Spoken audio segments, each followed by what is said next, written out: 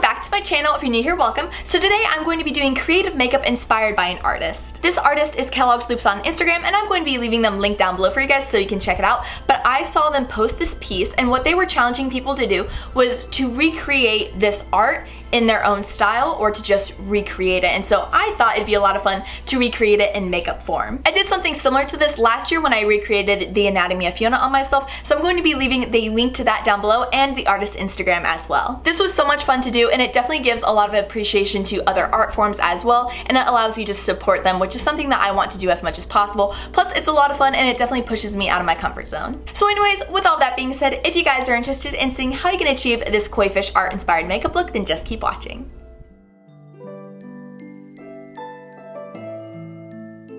Hey guys, so to get started, I'm going to be taking my Milani Concealer Perfect Foundation and Concealer in light beige and mixing that with some of my Buckle Bunny Beauty Fringe Benefit Primer, and this is going to give us a tinted moisturizer-like finish, and I'm going to be applying this all over my face using my IT Cosmetics Airbrush Blurring Foundation Brush.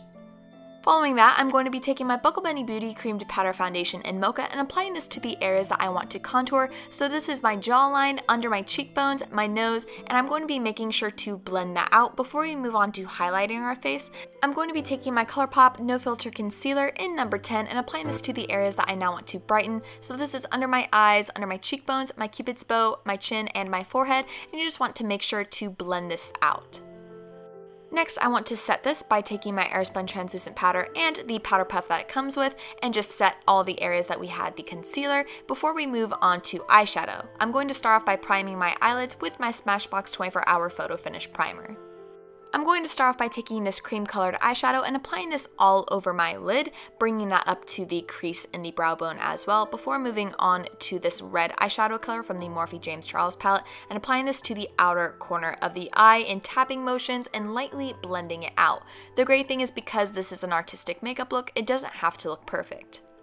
I'm then going to be taking a little bit of this scarlet orange, and I'm going to be doing the same thing but applying this to the outer corner and really intensifying it and making sure to lightly blend it out.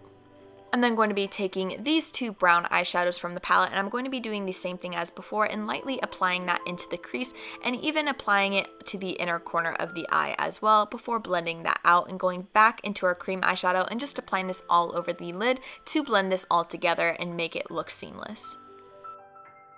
Then I'm going to be taking my ColourPop Liquid Lipstick in Rouge, and I'm actually going to be using this for my winged liner. I will then be taking this white highlight color, and I'm going to be applying this onto my brow bone to add a little bit more glitter. I also decided to halfway tightline my lower waterline as well. Moving back to the face, I'm going to be taking my Too Faced Cocoa Contour Palette, taking medium and dark cocoa, mixing them together, and just applying this to the areas that I want to contour to help set the Buckle Bunny Beauty contour from earlier.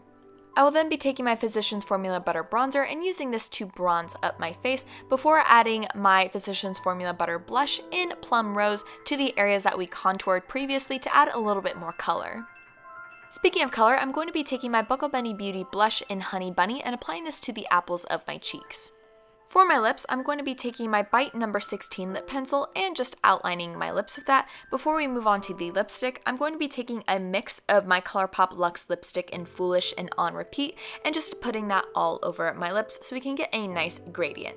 These colors are very similar, but added together, it just adds enough dimension to the lip that I really liked the way it looked. However, it does not stop there. I'm even going to be taking my ColourPop Liquid Lipstick in Rouge and applying that to the outer corners of the lips as well before going in to my NYX Slip Tease in Camel and applying that over the lips as well to give a nice glossy sheen. I'm then going to be taking my BH Cosmetics Spotlight Highlight Palette, taking Ethereal and applying this to my cheekbones, my nose, and my cupid's bow. I'm then going to be prepping my eyelashes by curling them before going into my Too Faced Better Than Sex mascara and sweeping this through my eyelashes. I'm then going to be going back into my ethereal highlight and applying that to the inner corner of the eye to add a nice pop of highlight before going into my Ardell 253 eyelashes and applying that to my lash line. Moving on to the body paint, I'm going to be taking my Mare Paradise paint in red, and for this technique, what I like to do is I want to treat body paint like a watercolor. So I'm going to have a little bowl of water off to the side, and I'm going to be dipping my brush into the Mare Paradise paint, applying it on my face, and then diffusing it with a little bit of water once it's on my face with a brush or my fingers. This is going to help add a lot of different textures onto the face and just kind of help create that nice splattered watercolor effect. Feel free to intensify other areas and diffuse areas as needed.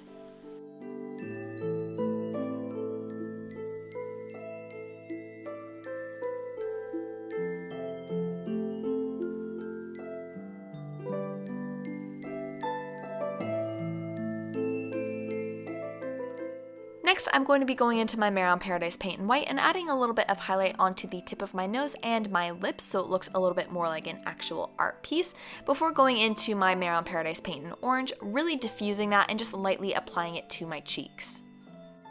When starting on the koi fish on my chest, I'm going to be taking my red body paint and using this to outline the fish. The great thing about this being a watercolor is it doesn't need to look perfect. So I'm actually going to be taking full advantage of that, being that I really can't draw, so I want this to look really artsy and not too perfect and pristine. I'm then going to be going back into my Mare Paradise paint in orange and using this for some nice tail details and even applying this up towards the body of the fish as well. I highly recommend having the reference photo close to you when doing these details because it's really going to help you make it as accurate as possible while still allowing you to make creative liberties. I'm then going to be going into my Mare Paradise paint in black, and using this I'm going to be creating the little detailed lines throughout the koi fish. So this is going to be around the edges, in the very center, and a few little dots throughout the body as well. I also want to add a few highlight dots with my white body paint as well.